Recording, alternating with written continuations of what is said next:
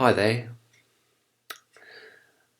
There's something rather beautiful and aesthetic about secularism and atheism and humanism, and something that they have very much in common with Gnostics, in the fact that the atheist, the secularist, and the humanist do not believe in any kind of intervening deity or intervening agency for a deity, such as an angel or a demon or some kind of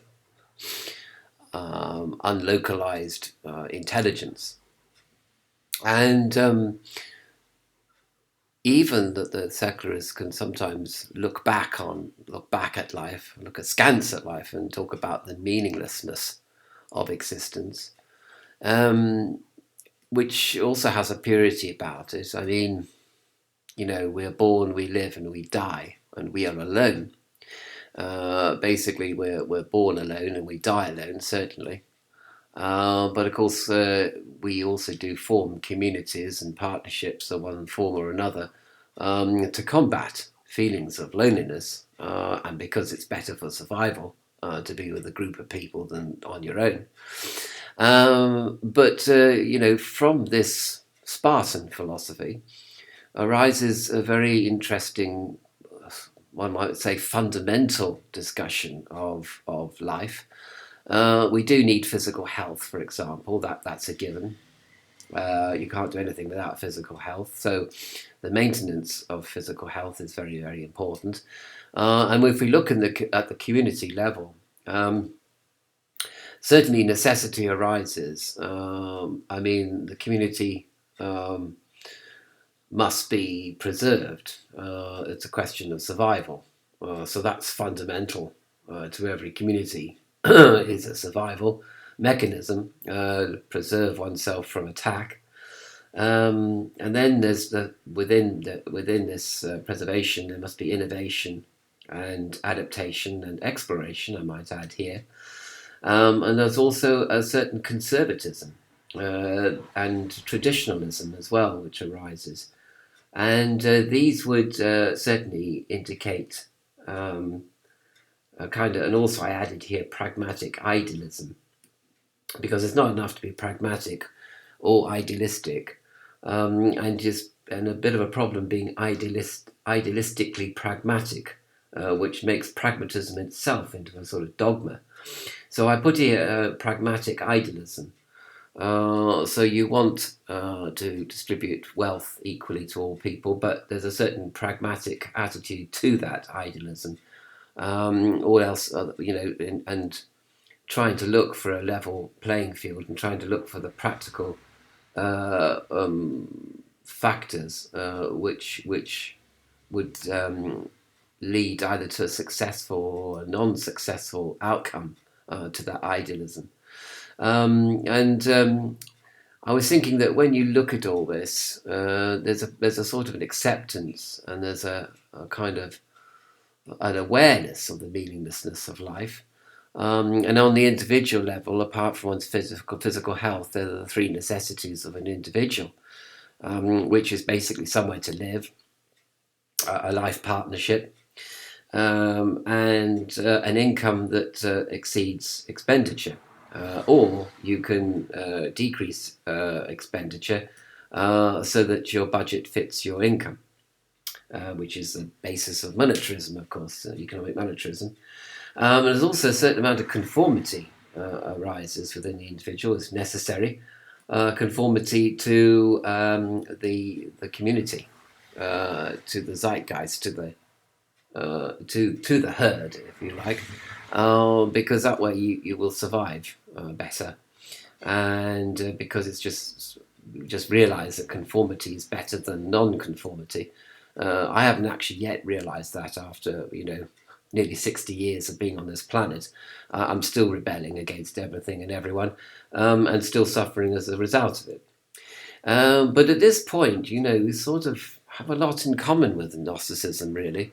But of course, the big distinguishing factor is the cultivation of the inner life, because as well as seeing to the necessities of living in this world, We're certainly Gnostics, certainly not going to be of this world, and to align oneself to an otherness, you're going to have to cultivate an inner life. You're going to have to you're going to have to go into introspection in order to become aware of the soul and to become aware of the mechanism of salvation, which occurs through awareness of soul. Of course, I'm presenting this video after I did the one on Gnosticism and the birds. So that's very important that one is focusing or has consciousness of the bird that is observing the bird that is eating. Basically, when you take all the other things into account, you go into a certain state of consciousness which seeks and finds in the various stages as proposed by verse 2 of the Gospel of Thomas. You go through various stages of seeking and losing and then finding again, which enables you to gain consciousness of the soul. And then life takes on that meaning, and the rest of it becomes meaningless, as the atheists would say.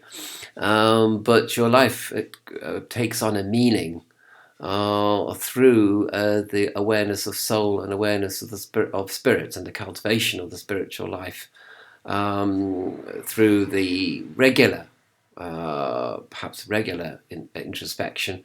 But of course, it should be spontaneous as well. You shouldn't kind of try to force your way in, or just keep pushing and pushing your mind.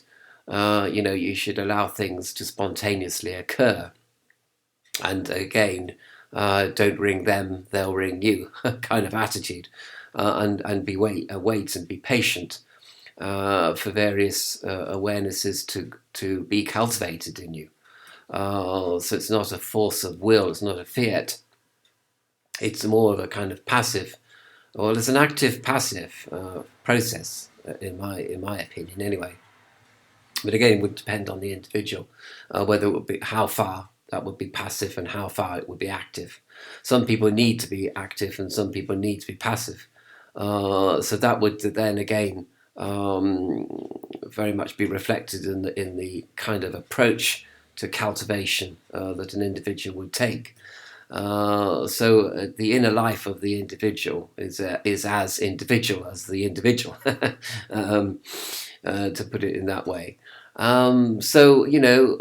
Gnostics don't really mind atheists and secularists and humanists quite so much, I think, because we sort of agree with them that this world is meaningless. The world of the demiurge has no meaning. That's it. That is the point.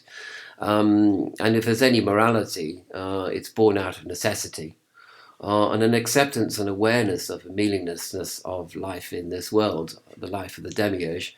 Then that's sort of also good. That's also a positive thing, which actually very much sort of dovetails with the cultivation of an inner life, is the acceptance of the meaninglessness of life as we know it now.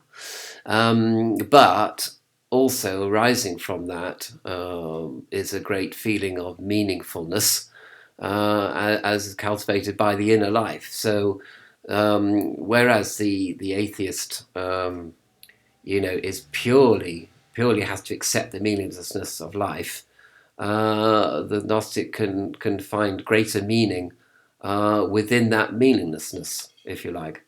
So that's a sort of comforting thing about being a Gnostic. But indeed, in fact, it doesn't really even matter who is right and who is wrong. I mean, if there isn't anything, if there isn't any God, and if there isn't any consciousness after life, if none of it exists, depending on how you define the word exists, of course. If there's nothing after death, then that doesn't really matter, because the meaninglessness of life and the meaningfulness of life is experienced by the Gnostic belief system, even though it has quite a lot in common with a non-belief system, if you like, as expressed by the atheist. So, in a sense, it's a sort of win-win situation, that one enters into the pure aesthetic of atheism on one hand, and the pure creativity, and pure meaningfulness of Gnosticism on the other.